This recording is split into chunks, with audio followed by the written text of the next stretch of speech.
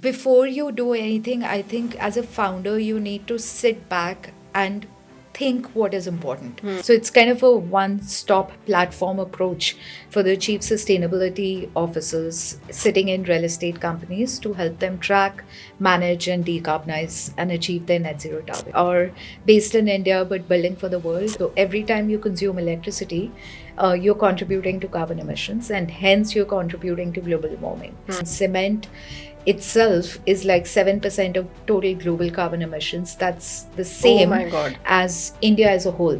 So India contributes about 7%, cement is about 7.2%. A lot of what we put in our bodies right now is quite literally junk, right? Eggs are not eggs, and chicken is not chicken, and milk is not milk. It's all high GMO. So that happened because I landed to Delhi and I got impacted by the weather and the pollution. After working in India for 1 year, I immediately moved out to Singapore for a job opportunity.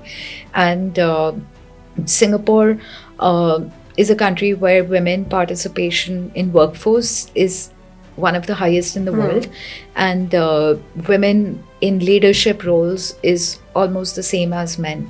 When I used to look at the way lives of women around me were, I think very early on in my life, probably when I was in third, fourth standard, like the time when you start consciously thinking about yourself, I was very clear that, but I think most people, when they say we haven't met the right kind of person, it's actually about figuring yourself out as to what you want in life as opposed to the other person.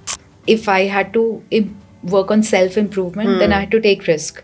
I am not happy. I don't think I can keep any of my loved one happy with me. I actually wanted to be the first women president of India, and that goal got surpassed like long ago. Women leaders tend to be more empathetic as such, and I think the way they could build organizations could be really different from the way typically we have seen for the longest time. So I hope I'm able to kind of build an organization like that, which could be a model for some people to look at. It's like being in a pressure cooker every day, and especially when you're in that kind of high pressure environment, there's nothing more than that high pressure environment that brings teams together. It's just natural tendency that high pressure environment brings them closer, right? You and if you are able to kind of build upon that closeness, you just have a magic formula.